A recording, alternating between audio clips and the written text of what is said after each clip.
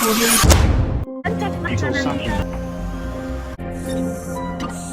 वालेकुम।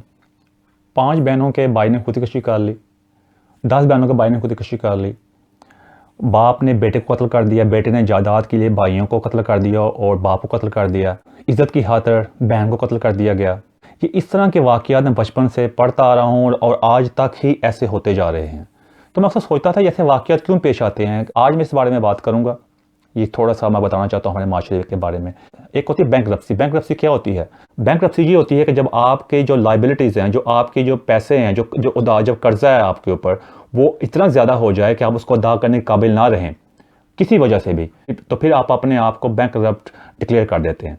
वो बैंकरप्सी होने के बाद जितने भी आप पे कर्जे होते हैं ख़त्म हो जाते हैं, लेकिन उसके बाद आपको नया कर्जा नहीं ले सकते। इसी तरह होती है कि इखलाकी बैंकरप्सी। इखलाकी बैंकरप्सी क्या होती है कि जब हमारी ज़बान पे कुछ और होता है और हमारे अमाल कुछ और होते हैं, जब इन दोनों में बहुत बड़ा तज़ाद पैदा हो जाता है तो उसको कहते हैं इखलाकी बैंकरप्सी। वो इसी इखलाकी बैंकरप्सी की वजह से बहुत सी कौमें तबाह हुई हैं। तो उसके ऊपर मैं आज आपको इस बारे में बात करूँगा। ये सब कुछ क्यों होता है? कभी आपने सोचा है कि एक हमारे माशरे में एक ऐसे होता है कि एक फ़र्ज़ कर लें 4-5 बहनों का भाई है, ठीक है। वो भाई जो होता है बचपन से ही वो अव्वल तो उसको बड़ी मन्नतों से बड़ी दुआओं से लिया होता है। वो जब बड़ा होता है तो वो कह रहे होते हैं कि ये बस ये अब सारी उम्मीदें इसी के ऊपर हैं।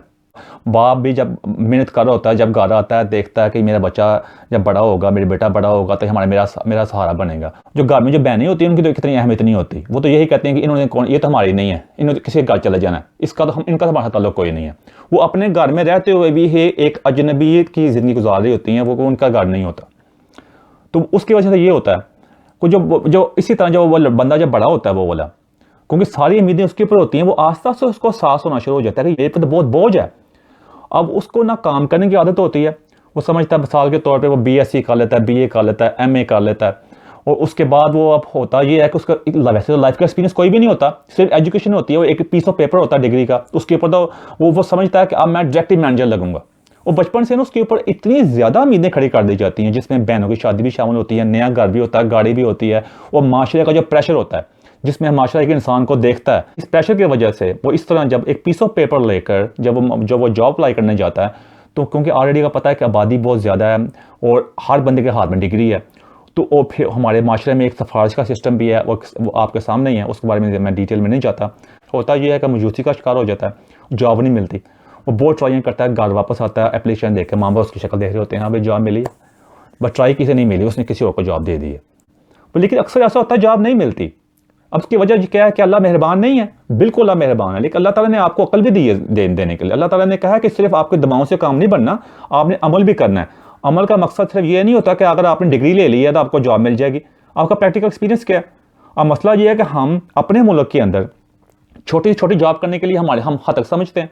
हम समझते हैं हमने डिग्री ले ली, हम डायरेक्टली मैनेजर बनेंगे, डायरेक्टर बनेंगे, लाखों की सैलरी लो, चलो जी। ये कैसे हो सकता है? ये बाहर के माशरे में भी ऐसा नहीं होता। वहाँ भी आपका एक्सपीरियंस देखते हैं। खुदकुशी क्यों होती है जी? वो जब बार बार जॉब अप्लाई करता है, उसको एक्सपीरियंस नहीं होता, जब उसको जॉब नहीं मिल रही होती, जिसमें क्योंकि उसका एक्सपीरियंस नहीं होता, काम करने की आदत नहीं होती, और छोटी मोटी जॉब करना नहीं चाहते हमारे लोग जो है, वो समझते हैं कि हमारे लिए है ही नहीं है, ये तो उन लोगों के लिए जो पता नहीं कौन सी महलूक है। तो वो जब घर आते हैं, बहनों की शक्ल देखता है, माँ बाप की शक्ल देखता है, तो वो एक डिप्रेशन का शिकार हो जाता है। वो समझता है कि ये सब कुछ मेरी वजह से हो रहा है, मेरे पे इतनी उम्मीदें लगी हुई थी, वालिदैन भी इसको एक तरसी नज़रों से देखते हैं। वो उसमें हर बंदा इतना स्ट्रॉन्ग नहीं होता कि उसको सह सके। कुछ तो होते हैं वो जराइम में चले जाते हैं, इसलिए जराइम बहुत ज़्यादा आप देख सकते हैं। और बाकी जो होता है उसके अंदर वो फिर जो बहुत कमज़ोर होते हैं, जो मैं उनको ब्लेम ही नहीं कर सकता, वो खुदकुशी कर लेते हैं, वो नहीं देख सकते। इसी तरह फिर वो सारी उम्मीदें दम तोड़ जाती हैं, और ये एक बहुत बड़ा डायलेमा है हमारे माशरे का। इसलिए मेरी आपसे दरख्वास्त है कि जब भी अगर आप अपने बच्चों को जब आप तालीम दे रहे होते हैं, साथ साथ उनको घर में ना बैठाएं। ये ना कहेंगे अब ये पढ़ेगा तो सब तभी कुछ करेगा। आप उनको एक्सपीरियंस लेने दें, उनको काम करने दें, ताकि उनको एक्सपीरियंस आए, उनको पता चले कि एक प्रैक्टिकल लाइफ कैसी होती है। साथ पढ़ाई भी करें। अब मतलब ये नहीं कि फुल टाइम ही जॉब करनी है। जब हमारे नबी सल्लल्लाहु अलैहि वसल्लम ने फरमाया कि कोई भी काम छोटा काम नहीं होता, तो फिर काम करने में हर्ज क्या है? क्यों आपको डायरेक्ट मैनेजर बनाना चाहते हैं आप? हम बाहर के मुल्क में आके तो कोई भी क्लीनिंग की जॉब कर लेते हैं, अपने मुल्क में करना नहीं चाहते, क्योंकि हमारा माशरा जो है वो इखलाकी बैंकरप्ट हो चुका है। जो बंदा छोटी बड़ी जॉब करता है हम उसको खतरकी नज़र से देखते हैं। इस वजह से भी ये भी बहुत बड़ा प्रॉब्लम है, जिसकी वजह से हम जो अक्सर लोग हैं वो छोटी मोटी जॉब तो करना नहीं चाहते, क्योंकि उसकी बिस्ती फील करते हैं। तो ये मेरी आपसे दरख्वास्त है कि प्लीज़ इसके बारे में गौर करें। दूसरी वो जायदाद का मसला जो होता है, अब एक दफ़ा हमें इस्लाम ने बता दिया कि ज़मीन को कैसे तकसीम करना है, लेकिन एक हमारा एक जाहलाना किस्म का अंदाज़ है कि जिसकी वजह से होता यह है कि हमारी आपस में एक दूसरे की टसल शुरू हो जाती है। टसल के चक्कर में वो फिर जब इंसान के ऊपर ये एक किस्म का लालच ये सवार हो जाता है ना, फिर इंसान रिश्ता नहीं देखता, फिर वो कत्ल तक बात जाती है। तो इसलिए मैं अब कह चुका कि हमारा अखलाकी तौर पर हमारा माशरा तबाह हो चुका हुआ है, क्योंकि जब माशरा अखलाकी तौर पर तबाह हो जाता है ना, फिर उसका कुछ नहीं हो सकता। अखलाकी तौर पर माशरा तबाह कब होता है? जब इंसाफ नहीं होता, जब लोगों को ये डर नहीं होता कि हमारे साथ मैं अगर कोई जुर्म करूँगा मुझे इसकी सज़ा मिलेगी। जिस मुल्क में ये होता है कि यार वकील छोड़ो जज कर लो, अब ये दादा कर लें आप कि वकील छोड़ो जज कर लो, तो वहाँ पे माशरे में फिर आप इसी तरह के वाक़यात ही जन्म ले सकते हैं। तो उससे फिर अच्छे की उम्मीद नहीं की जा सकती। करप्सी की उर्दू जो है वो अखलाकी दिवालियापन। दूसरी बात जो है वो महंगाई के बारे में।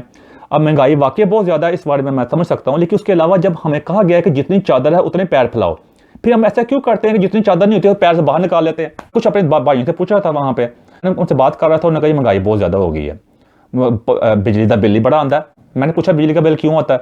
यार AC लाने हैं तो उसका बिल बहुत ज़्यादा हो जाता है, पहले इतना बिल नहीं आता था। मैंने कहा ठीक है जी, मान लिया आपने। मैं कहा जब आपको पता है कि आपका जब AC लगाते हैं इसका बिल काफ़ी ज़्यादा आना है तो आप उसको ना लगाएं, तो आगे जॉब छोड़ लें। बच्चों ने गर्मी च मार दी है, गर्मी नहीं है। मैंने उनको आगे से कहा कि पहले गर्मी नहीं होती थी क्या? शुरू से आप AC लगाते थे? अपने बच्चों को हकीकत बताएं, उनके सामने बगैर बेताज बादशाह बनने की कोशिश ना करें, उनको सच बताएं, बारे बताएं कि आपकी क्या हैसियत है, आपकी कितनी इनकम है, ताकि बच्चों को एक हकीकत पता चल सके। और अगर आप समझ उनको नहीं पता, उनको पता होता है। मैंने कहा जब आप AC लगाते हैं तो आप ये सोच के लगाते हैं कि जब बिल आएगा ऊपर से कोई फरिश्ता आएगा, वो कहेंगे ये ले भाईजान ये पैसे हैं और ये कल जाके बिल पे कर आना। मैं कहा ये सोच के लगाते हैं आप। मैं कहा जब आपको पता है ठीक है महंगाई है, जब आप इतना नहीं अफोर्ड कर सकते तो आप AC ना लगाएं, लेकिन बाज नहीं आएंगे। तो बाद फिर इल्ज़ाम होगा महंगाई बहुत हो गया, हम भूखे मर गए, क्योंकि हमारे अपना कसूर भी बहुत ज़्यादा है। फिर उसके अलावा दूसरी बात यह है कि लोगों ने बच्चों को स्कूल में दाखिल करवाया हुआ है, इतनी फीसें हैं, और पाकिस्तान में वैसे भी सिस्टम भी ख़राब है, कुछ हमारी अपनी गलतियाँ भी हैं। अगर आप बच्चों को स्कूल भेजते हैं और वो स्कूल में आपको पता आप कितनी फीस बर्दाश्त नहीं कर सकते, क्योंकि स्कूल का खर्चा तो हर महीने आना है ना, वो तो एक दफ़ा तो नहीं होना, तो अपने बच्चों को किसी ऐसे स्कूल भेज दें जिसकी फीस कम है, जो आप अफोर्ड कर सकते हैं, क्योंकि ये खर्चा हर महीने आएगा। देखा देखी बच्चों को ऐसे स्कूल में दाखिल ना करवाएं जिसको आप अफोर्ड ही नहीं कर सकते, और बाद में फिर रोएं आप जाके, और अपने को तंग करें, झूठ बोलें, लोगों को टक लगाएं, और बाद में फिर अपनी ज़िंदगी को ज़ाम में डालें। तो प्लीज़ इस चीज़ से परहेज करें। और ये फाइनली मैं कहूँगा इमरान खान साहब के बारे में। इमरान खान साहब ने लोगों को बड़ी उम्मीदें दी थी और बड़ा कुछ इन्होंने कहा था, लेकिन वो ये मदीने की रियासत की रट सुन के हम तंग आए पड़े हैं। ये मसला ये है कि अब तुम अपोजिशन में नहीं हो भाई, अब आप गवर्नमेंट में हैं, ये तकीनें कम करो और अमल ज़्यादा करो। या तो पहले सोच लो पहले मदीने की रियासत बनानी है या चाइना जैसी रियासत बनानी है या तुर्की वाली रियासत बनानी है, पहले ये फैसला कर लो बैठ के। ये बार बार ये लोगों को पागल बनाना बंद कर दो। अब बहुत हो गया कि ये बार बार बातें करो मदीने की रियासत की। एक काम बताओ मदीने की रियासत वाला अभी तक पाकिस्तान में हुआ है? वो बार बार एक चाइना का रट लगाते हो। चाइना वाले तो भाई वो कहते हैं एक अल्लाह को मानते भी नहीं है, देखा जाए तो वो तो किसी को नहीं मानते, वो तो सब कुछ खाई पी जाते हैं। ठीक है, उसे लर्न करना चाहिए, लेकिन इसको इतना भी ना चढ़ाओ। फिर या फिर वो सोच लो तो या मदीने की रियासत सोच लो, पहले एक फैसला कर लो पहले। तो प्लीज़ ये तकरीरें करने से हम तंग आ गए, हम आप तकरीर नहीं सुनना चाहते। अब हमें अमल की ज़रूरत है। अब 1.5 साल हो गया और अभी तक टकेगा काम नहीं किया। और कोई एक चीज़ भी ऐसी दिखाओ जिससे हमें लोगों को पता चलेगा यार वाकई कुछ चेंज आया है। इसके साथ ही मैं आपसे ज़्यादा चाहता हूँ। खुदा हाफिज़।